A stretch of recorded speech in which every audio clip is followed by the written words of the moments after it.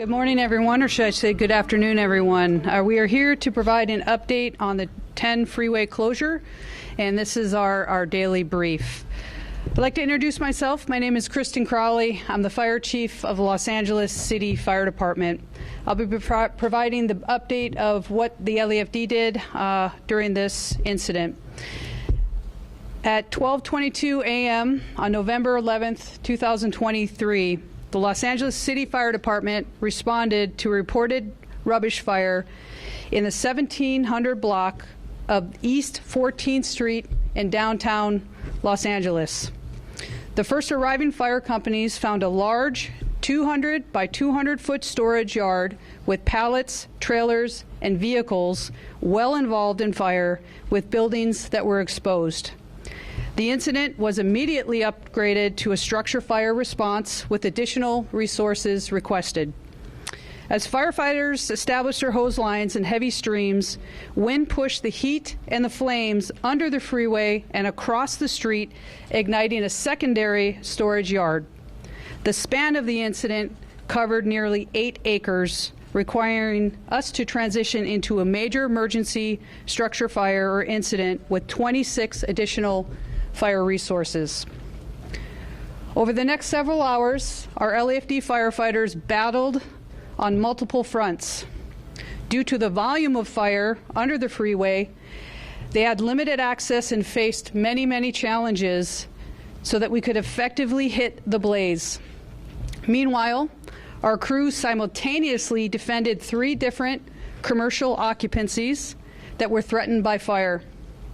Our LAFD firefighters also had to work around downed high-tension wires when they fell across the street from 14th Street, potentially energizing the water flowing into the gutter. The large quantities of fire being pulled from all of the surrounding fire hydrants affected the supply. We thank the Los Angeles Department of Water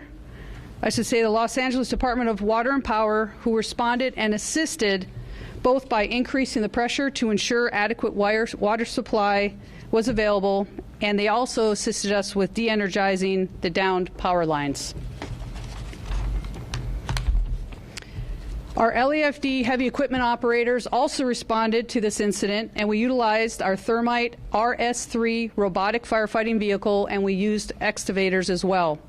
The RS3 is used to extinguish and to assist us with moving fire debris around, and this also reduces risk to our firefighters. It made entry into an area under the freeway and flowed heavy streams of water onto the remaining flare-ups. Once it was safe to do so, we moved our excavator in. Our heavy equipment operators moved our debris around in that area to open it up and to allow us then to use additional water streams to penetrate the fire. Less than 3 hours into the incident, the bulk of the fire was extinguished, and however, there were still pockets of fire that required extensive operations in dangerous conditions. The LAFD, LA County Health Hazmat, and Caltrans worked together to safely navigate the hazards and the concerns regarding the structural integrity of the Caltrans area. The engineers began their damage assessment of the freeway overpass superstructure. Ultimately, over 164 of your LAFD firefighters worked very hard. They worked through the night to extinguish the fire and successfully defended those 3 additional commercial occupancies that I spoke about earlier. Due to the intense fire conditions, one of our fire engines sustained severe damage during the course of the firefight. However, I'm very thankful to say that none of our firefighters were injured, and there was no injuries to civilians as well. Saturday night at 11 o'clock p.m., the LAFD and other local city government partners, including the LAPD, transitioned control of the incident to Caltrans District 7 for the investigation into the stability of the freeway. The LAFD is now in a supportive role as an agency where we will continue to support the incident with 1 engine on fire watch, as well as we are going to assist with the fire determination. Our arson section is supporting the state arson investigation as we speak. Next, I would like to introduce Firefighter Ortiz from the LAFD to provide remarks in Spanish. Thank you.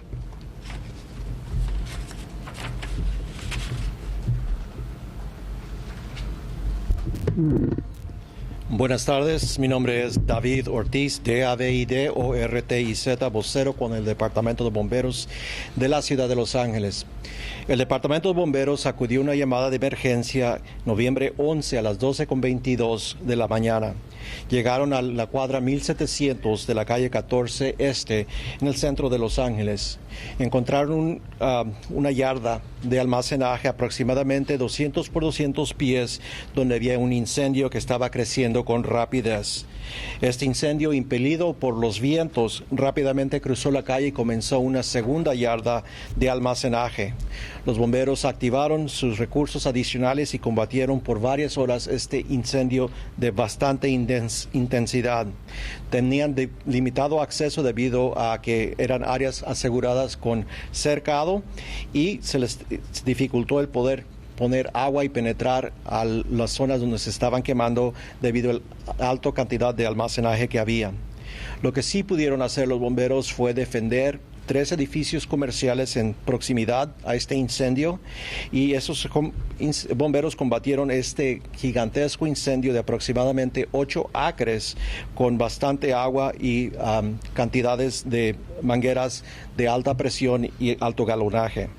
El agua que estaban usando fue a una capacidad que el sistema de hidrantes que usamos fue usado toda la capacidad que tenía y tuvimos que pedir la asistencia del Departamento de Agua y Poder para aumentar la cantidad de agua disponible. También usamos equipo especializado como el robot bombero robot y también un excavador para desmenuzar los diferentes artículos que se estaban quemando y que estaban derritiéndose. Esta operación continuó por varias horas y tomó más de 3 horas para controlar el incendio, pero el combate del incendio duró toda la noche entera, que los bomberos valientemente trabajaron duro y pudieron extinguir y controlar este incendio. Las operaciones continuaron, pero debido a la cantidad de incendio que ocurrió, tuvimos que manejar el incidente con peligro, ya que la estructura de la autopista estaba en cuestión si había un peligro para personas trabajar debajo del puente. Por esa razón, el Departamento de Bomberos con el Departamento de Salubridad y Sustancias Peligrosas y la Agencia Estatal de Transporte, Caltrans, trabajaron en conjunto para navegar estos peligros y trajimos ingenieros del estado de Caltrans para hacer un asesoramiento de las columnas que hay debajo de los puentes. Más de 164 bomberos trabajaron toda la noche para extinguir este incendio y, como dije, pudieron defender 3 edificios salvándolos. No se reportaron lesiones a bomberos, pero sí hubo daños extensos a una de nuestra bombera. El sábado a las 10 de la noche, el Departamento de Bomberos transicionó el manejo de este incidente al Estado, la agencia Caltrans, y nosotros los apoyamos manteniendo una bombera para patrullar el área y asegurar que no habían nuevos incendios. La investigación en cuanto a lo que ocurrió está siendo manejado por el Estado y el Departamento de Bomberos de Los Ángeles está apoyándolos con personal. Ahora me gustaría introducir al asistente jefe Doug Young de la Policía de Patrulla de Caminos. Good afternoon, everyone. My name is Doug Young. I'm an Assistant Chief with the California Highway Patrol. I want to just take a few minutes to acknowledge the Los Angeles Fire Department and Los Angeles Police Department for their heroic work in the initial hours of this incident. I want to take a few minutes to discuss with you the traffic impact that this is going to have. The location where this incident occurred is on the Interstate 10 or underneath the Interstate 10 between Santa Fe and Alameda Street, right at the west edge of the East LA interchange. And the I-10 in this location is one of the largest arteries going into and out of downtown Los Angeles. This incident is going to immediately affect southbound and northbound Interstate 5, or State Route 60, and the US 101, in addition to the 10 here on the East End. Closures, we initiated closures on the day of the event, but we're going to have long-term closures, and they're going to be on eastbound 10, diverting people off at Alameda Street. When you travel westbound on State Route 60, you're going to be diverted to northbound 5 or northbound US 101. If you're coming southbound on the 5, you're going to be diverted. You're going to be allowed to go westbound on the 10, but you're going to have to get off at the first exit, which is Santa Fe Mateo. And if you're going northbound on the 5, you're going to have to exit. You're going to have to divert to US 101 northbound. We're going to be in long-term. We're going to be working with Caltrans and Cal Fire for the long-term management of this incident, and we will provide daily updates and regular updates to you with regard to if the closures change. That is about it for now.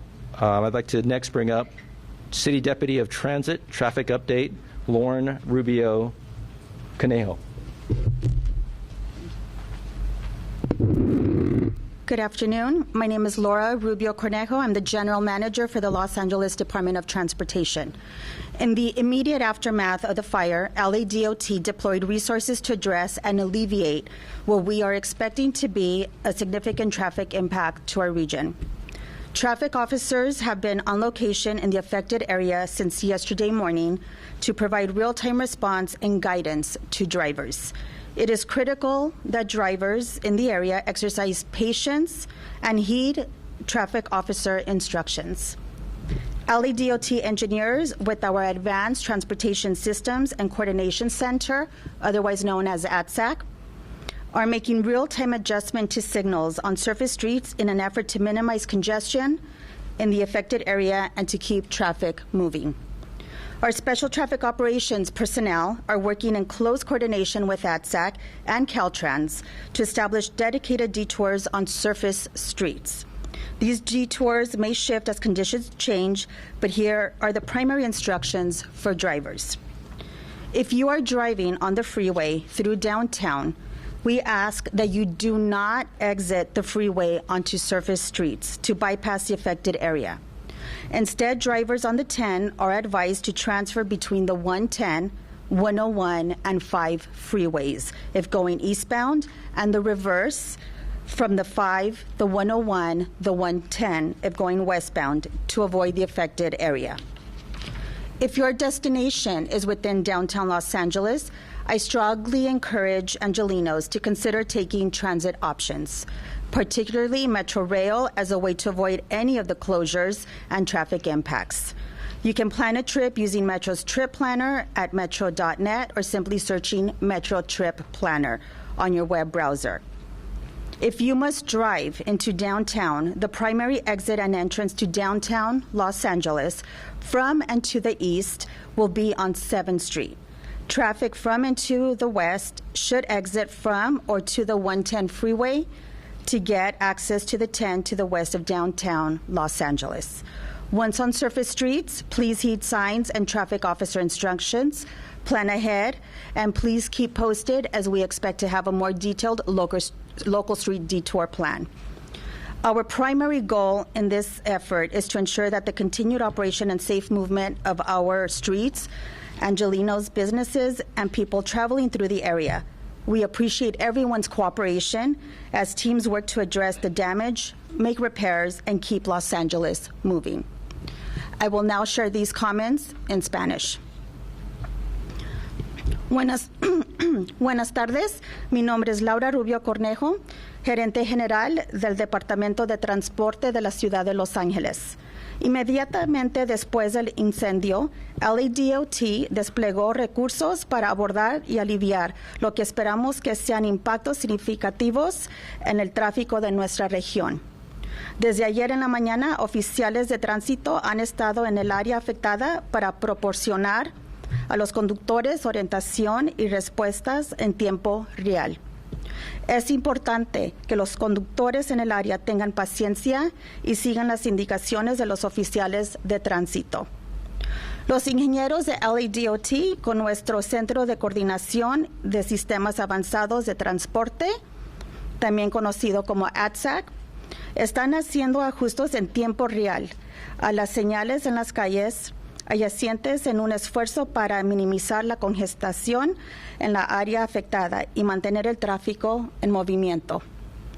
Nuestro personal de operaciones especiales de tránsito están trabajando de cerca con ATSAC y Caltrans para establecer desvíos exclusivos en las calles adyacentes.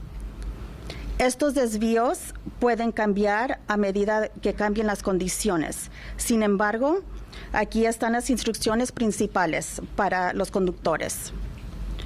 Si conduce por la autopista hacia el centro de Los Ángeles, pedimos que por favor no salga por la autopista hacia las calles adyacentes para evitar el área afectada. En cambio, se le recomienda que a los conductores en la 10 hagan transbordo entre las autopistas 110, 101 y 5. Si van en dirección este y al revés, desde las 5, 101, 110, si van en dirección oeste, para evitar la área afectada.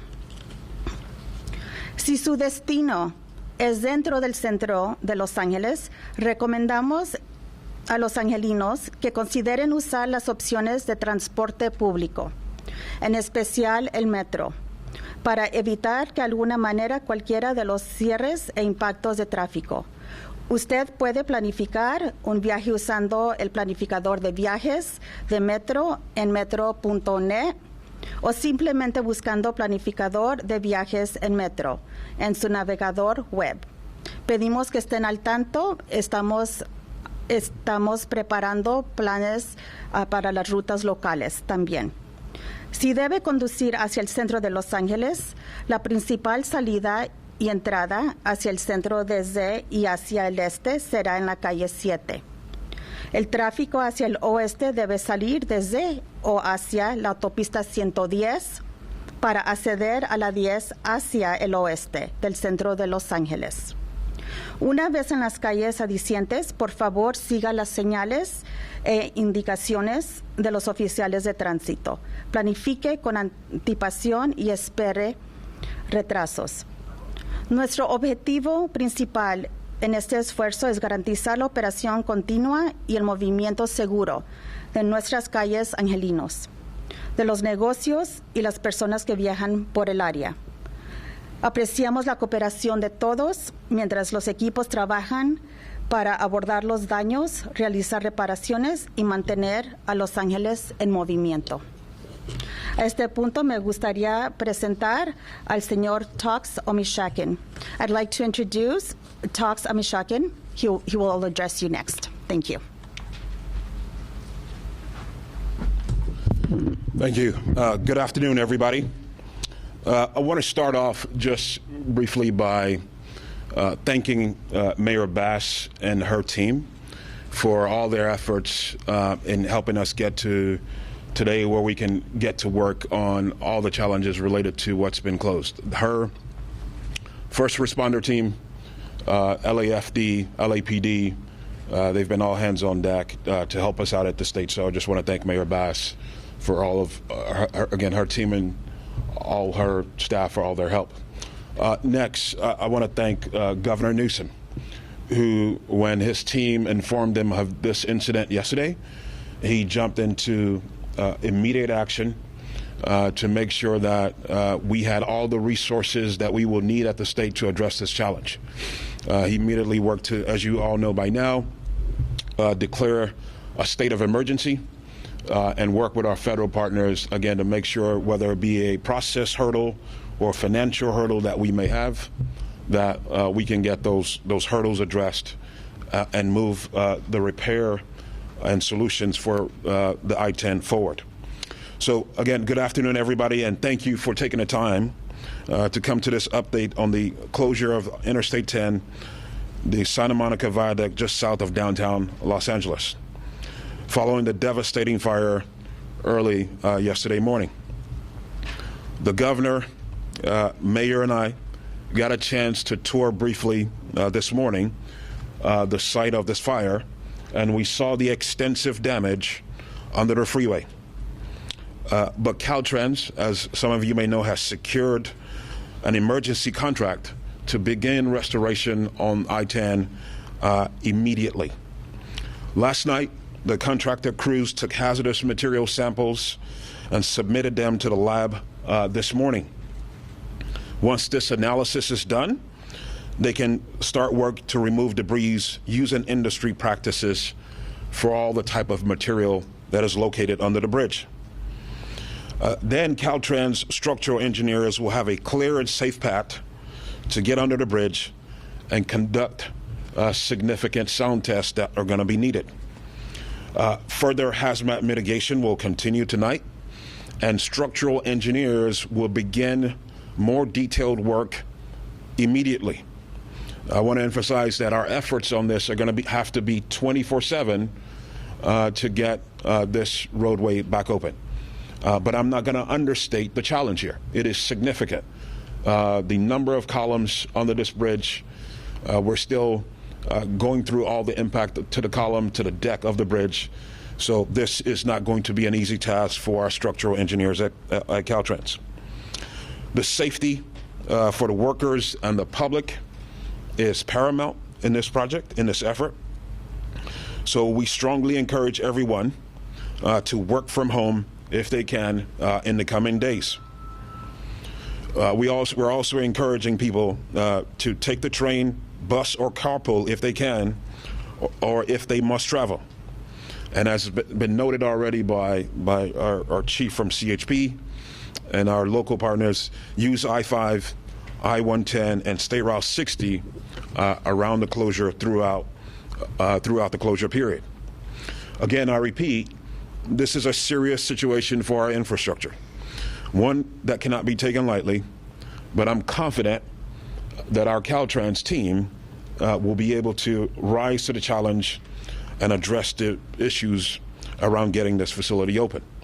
Our efforts with CHP and LAPD will also be critical as we, again, try to manage traffic and make sure the detours around the area of the incident continues to flow very well.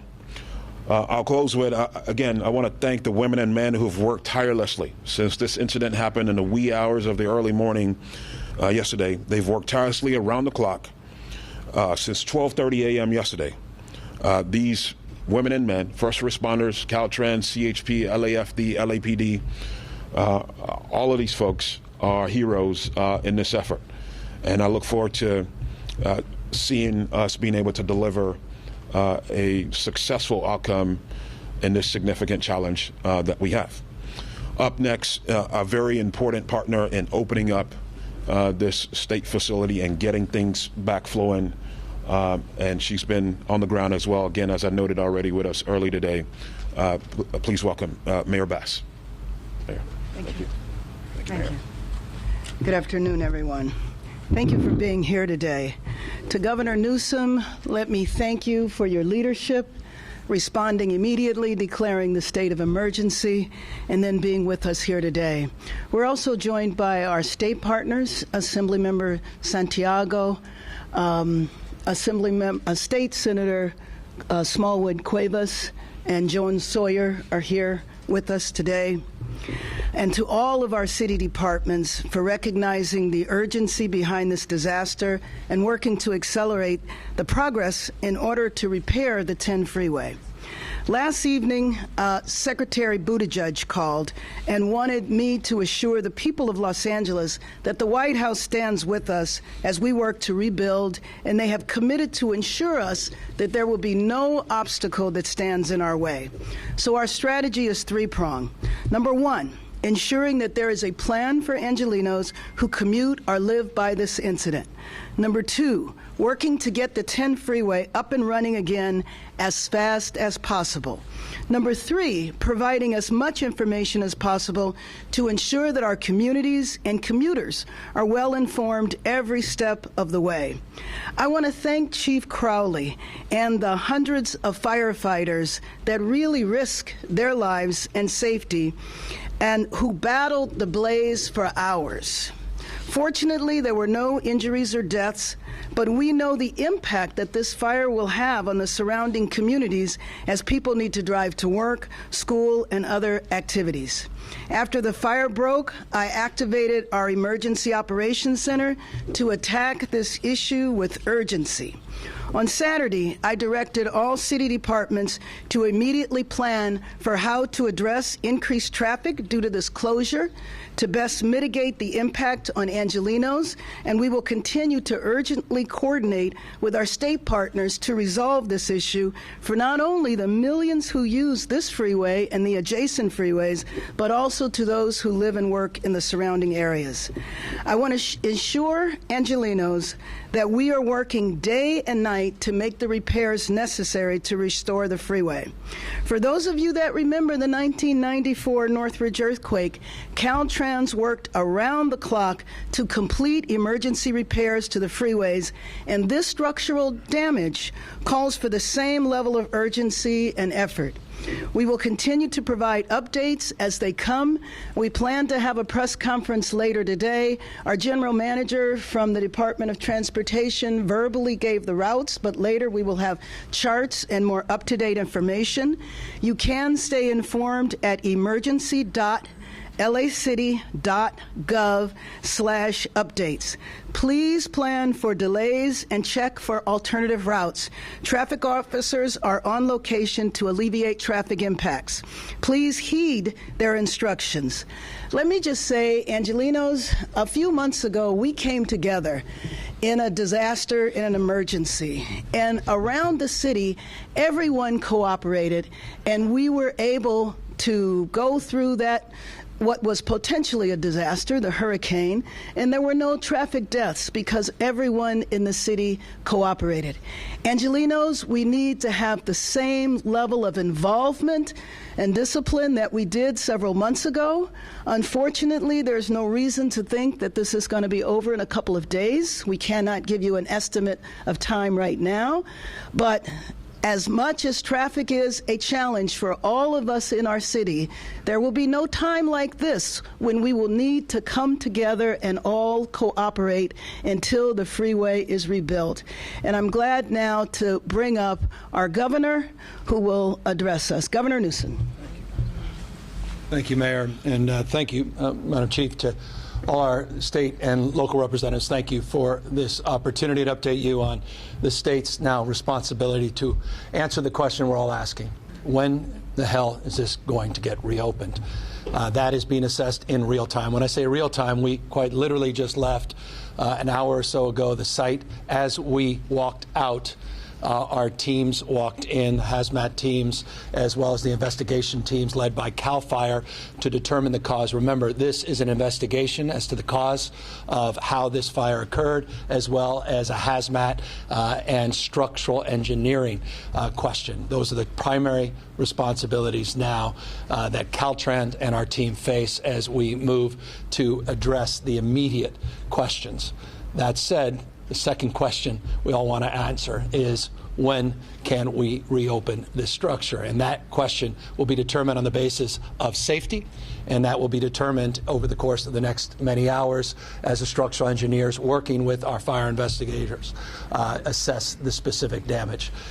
You can see physically from your own eyes the damage to the columns, dozens and dozens of columns. We haven't counted the entire number of columns, but you're getting closer to 100 or so columns, 400 plus feet of the structure that's been impacted.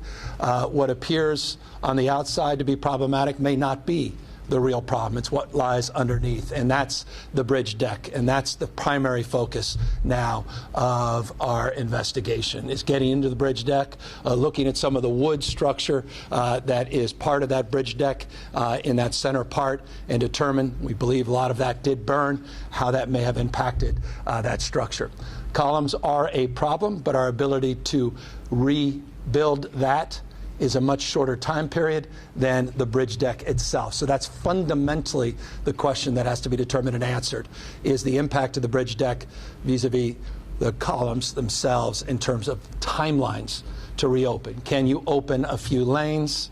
Can you retrofit the columns? Is the bridge deck intact to allow for a few lanes to remain open? Again, has to be assessed on that basis of that investigation.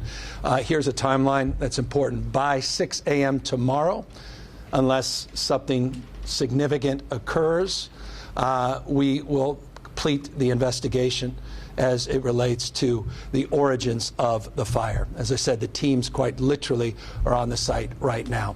The structural work is being done concurrently, but they'll get in once that investigation is completely closed more forcefully to make a deeper assessment.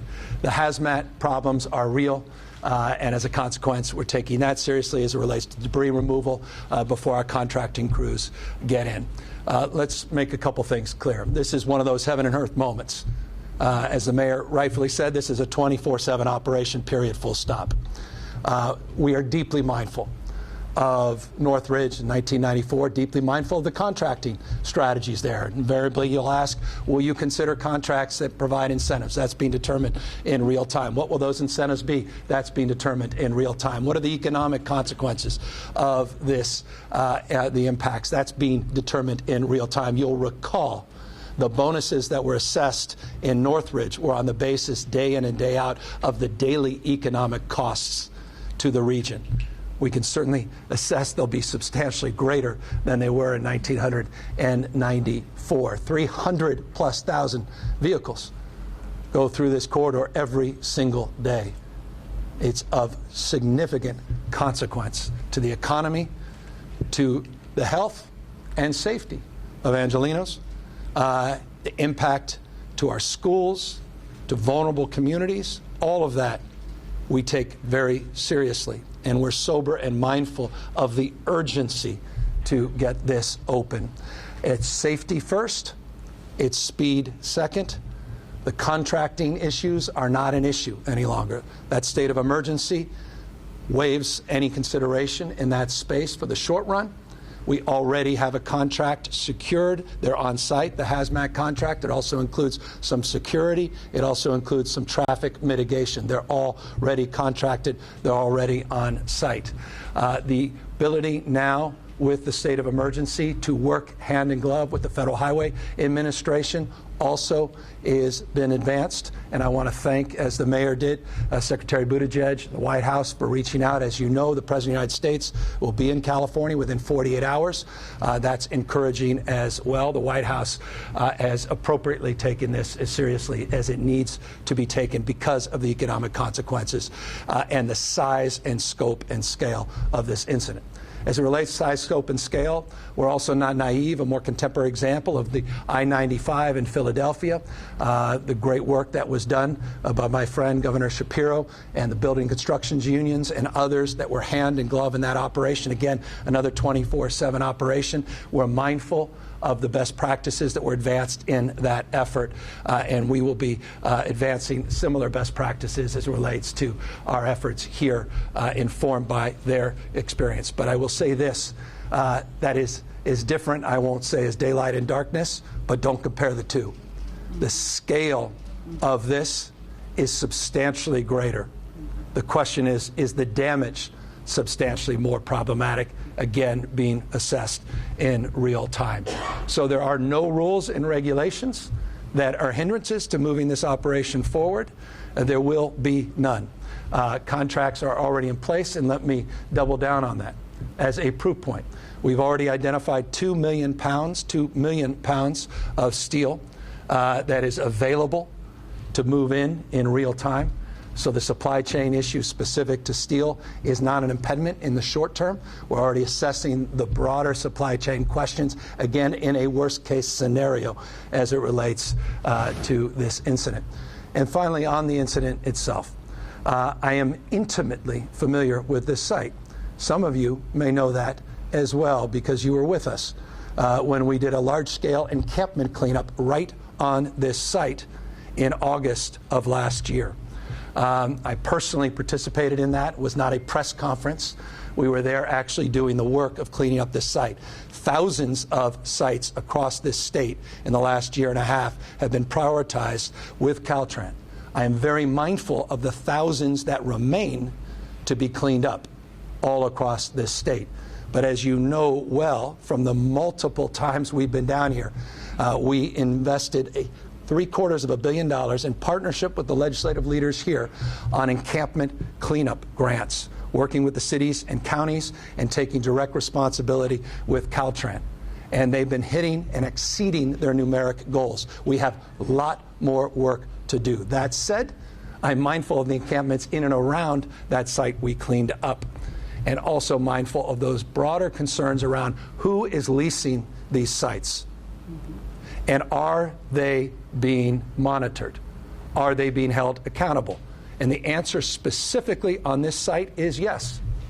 In fact, we're in litigation with the lessee. In fact, our inspectors have been out there on a consistent basis with citations. Their lease is expired. They're in arrears. We believe they've been subleasing the space. And we actually have a court date an early part of the new calendar year. More on that, because I imagine you'll be drawing down with more interest in that. More on that, and we will make it available in real time. But again, in a litigation posture, I want to be careful. But this is a site we're aware of, and this was a lessee that we're aware of that was in violation. The issues around encampments in this area, again, for over a year have been focused of a priority, recognizing there's still a lot of work in and around that area to address other encampments, large and small. So again, across the spectrum, top priority, all of government approach, nothing more important, period, full stop. Let me make this crystal clear. Nothing more important for our administration, our collective administrations, and nothing, no daylight whatsoever is separating Mayor Bass and her team from our team. The answer is yes. I don't even care what the question is. The answer is yes, in terms of what her needs are, what the county needs are, and I have all the confidence in the world, because this is not our first challenge, as the mayor rightfully posed, that the White House approach will be consistent with that as well. So 24/7, 7 days a week until this gets done. But please, please give us the opportunity to get this investigation done, which will be done by 6 a.m. tomorrow morning, potentially earlier. As soon as is, we will announce whatever appropriately can be announced under the circumstances. We will provide you in real time more information on the lessee and the investigations and the litigation posture, and we will let you know more about the emergency contracts and let you know more about the contracting provisions that we will advance in the medium and long term. And yes, you'll be told on a consistent basis by a team of experts the routes and the rerouting and the logistical challenges in this city and around the region. But again, I couldn't be more pleased to be here again with you, Madam Mayor, and my confidence is high in our capacity to deliver on the expectation and address the anxiety of millions and millions that live in this region. With that, we're here to answer any questions. Governor Jackson with ABC News. Is this bridge on the verge of total collapse? We're going to determine that. There's a reason we didn't spend a lot of time underneath it. I flew over it earlier in the morning. We walked underneath it a few hours ago. It's being assessed in that respect. I mean, physically, you see what you see, and you've seen the photos. They're right behind us. But again, it's what lies underneath that really matters. You could be misled by some of the cosmetic side of this, and we're just crossing our fingers. But I'm not naive that we have good news soon as opposed to more difficult news. But even the good news is going to be difficult logistically for all of you. Emily Valdez, KNX. Why is something as flammable as pallets being allowed to be stored underneath these bridges? That's all being assessed, and as I said, they're in violation of their lease. We're in litigation. Their lease is expired, and we have been aggressive in addressing concerns as it relates to the lease itself. And I can assure you, already underway, as of yesterday, is a much deeper dive on all other Caltrans sites throughout the state of California, the current posture of the leases, the current litigation posture, the current enforcement posture, questions around increasing enforcement if necessary, and issues that continue to be top of mind. I say continue to be as it relates to encampments that may or may not have anything to do with this, but as it relates to air rights and leases, absolutely. That's the one question the mayor and I asked each other right when we met within moments of visiting this site. Exactly. Let me, before we take another question, also recognize the CEO of Metro, Stephanie Wiggins, LAPD Chief Michael Moore, and the Office of Supervisor Hilda Solis is here. I also mentioned earlier that our next press update will be at 4 o'clock here in this building, and we will at that point in time go through with charts traffic routes. Hopefully we'll also have the Superintendent of Schools, Cavallo, who I've spoken with this morning, so he knows the situation and is going to have to relate the information to LAUSD family. Governor, I don't know if this question is for you or whomever. Coattail on my colleague's question, Steve Gregory, KFI, by the way. I'm curious then, you were talking about you've had issues with the people leasing this property for a year.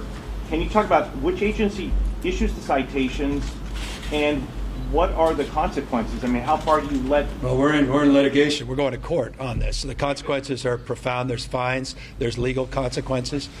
So no, we'll get you the details of the posture of where we are as it relates to the enforcement actions. Caltrans is the one agency that's responsible for oversight and for making that assessment. But again, we're in a litigation posture with this lessee. The lease has expired, and we believe they've subleased the space to multiple sublease.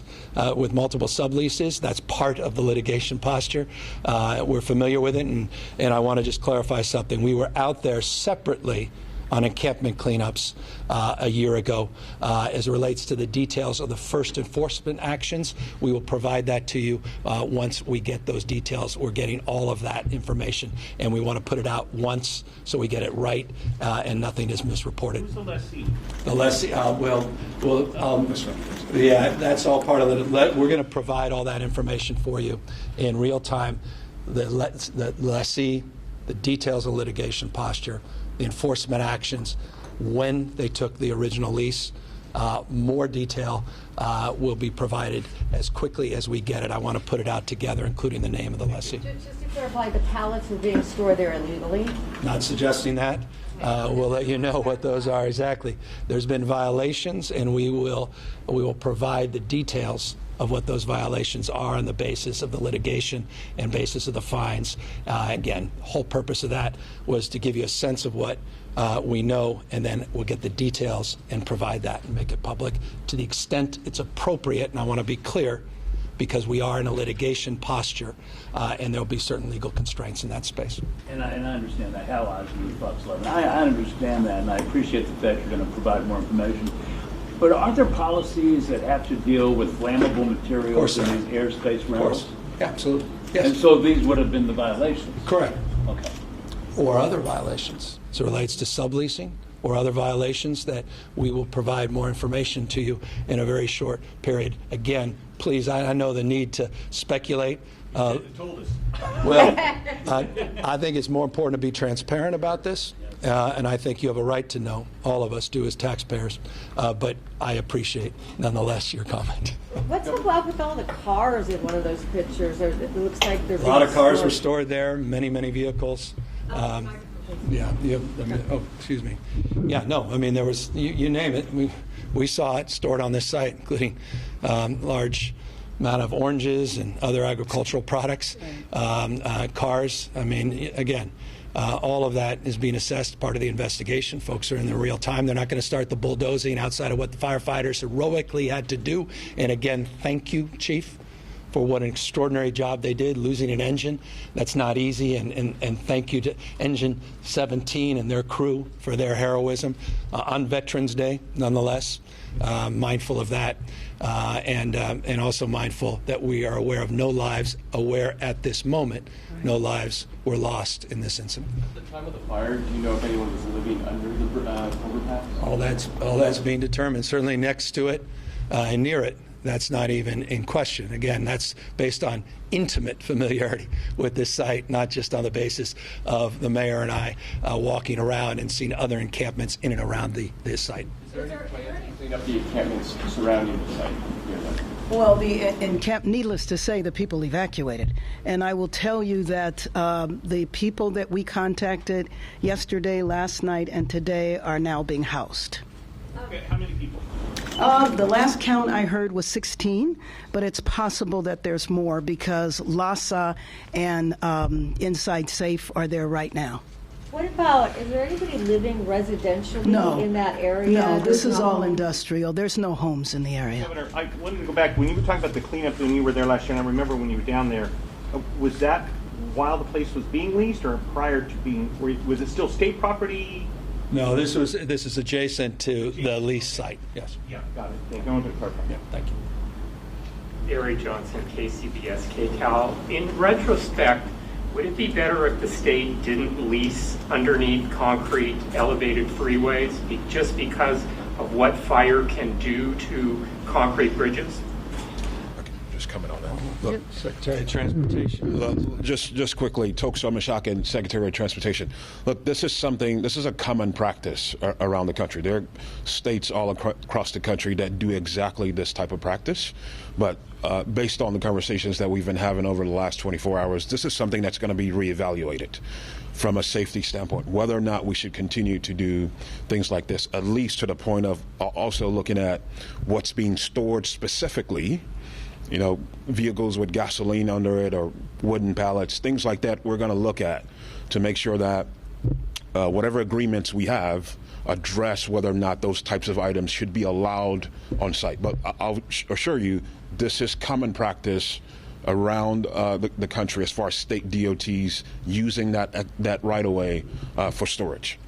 Secretary, then, is it possible then, separate from the lawsuit or the litigation you're involved in, is it possible that the lessee could be held liable for all of this if it's found that the point of origin is in that property?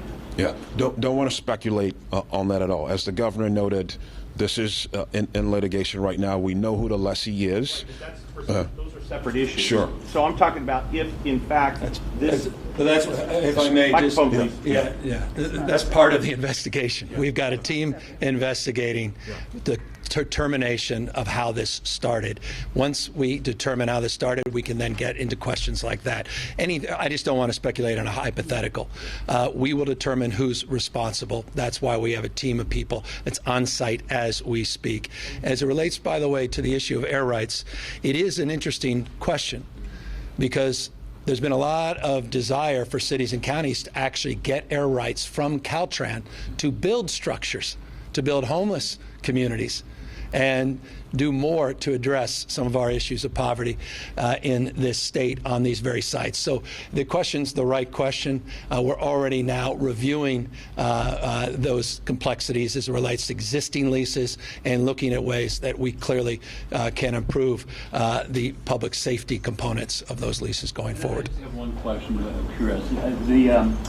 The money that comes from these rentals goes to the public transportation account and then are made available to mass transportation. How impactful will it be if you didn't do that? I mean, how significant are the funds that come from these leases? Again, that's all things that we'll be assessing over the next several days, like how much revenue we actually get from all this airspace lease that we do, what it goes into, the impact that it will have if we were to happen to say we're going to stop doing these leases. So that's all going to be under assessment over the next several. Absolutely, absolutely. You would have an issue with money right there, right? Look, of course, this is not. It's not inconsequential. What you're talking about is practice that exists not only across this country. I was just overseas, around the globe, and so clearly, it's this circumstance requires a sober reflection of those practices, mindful of the multi-year leases that exist for very safe practices, mindful that we've been moving to improve these sites, to open them up to the public for other purposes, in some cases take down fences, remove storage and unsightly materials, parks and parklets that are part of this, dog walk parks, etc. So it's a complex question, and I can assure you, as of yesterday, it's one we're asking ourselves, and as soon as we answer it, I will make it public to you in terms of what our thinking is in the space. One final question. I know you can't give us a final time. question. But, okay, wait. I know you can't give us a timeline, but are we talking months or years before this is fixed? Well, I like what you just said. What was the first thing you said? I know you can't give us a timeline. Thank you for that. Okay. Question asked, question answered. Yes. The Final question. Final question. The reconstruction of this round-the-clock working, is there any plan well, can you, based on these photos behind you, you say that the damage is significant, right? It is significant. What's the odds that the thing's going to have to be redesigned altogether, or are you just going to repair what you have? See, again, it's being assessed right now, and it's too early to say. We can't speculate because they have to assess to see how deep the damage is, how damaged the structure is or not. Last question. Can Mr. Secretary clarify something? Sure. I thought you mentioned that the results of the hazmat materials need to be analyzed, and those results need to be known before repairs can take place. Right. So is there a timeline on when you're going to know when the results of the materials? We believe, the governor actually mentioned this, 6 o'clock tomorrow, the investigation will be fully complete. Hazmat will continue to occur. Hazmat's already started. Hazmat work has already started. And as soon as all the hazmat work is done, our structural engineers will be able to go in and figure out exactly the extent, like the governor mentioned, to the columns and to the bridge deck. Those are the significant parts that we're concerned about. The bridge deck itself and the columns, and that can happen within the next 24 hours, we believe. Yeah. But let me just caution. Yeah. Yesterday, samples were already submitted to the lab, hazmat samples, and as well as structural debris-related samples. So that's a process in real time that can unfold over time. Again, first things first. Fire investigation, get it complete, will be completed at the latest tomorrow morning at 6 a.m. Number 2, complete the hazmat so that we can remove all the debris, and then we can get those structural engineers working full-time, not just part-time, side by side as they currently are with the hazmat teams to really get in, particularly the bridge deck, and then fulfill the obligations on getting more samples done in real time. All the other rules and regulations have been cleared as it relates to moving quickly, identifying contractors and the rest. As I said, the rebar, the supply chains, the mindset of 24/7, the ownership of this, the consequences to the economy, all considered in the context of those medium and long-term contracting strategies and goals. So want to get through. We'll know a lot more tomorrow morning, and that will allow us to then give you some interim timelines as to whether or not we have the capacity to do some short-term fixes, open up just a few lanes, or the entire deck has to be restructured or completely rebuilt. Next press conference at 4 o'clock. Will we find out results in this? We're going to do a press conference early tomorrow morning, again, because of traffic we need for people to know. Next press conference, 4 o'clock. See you then. Thank you. Thanks, everybody.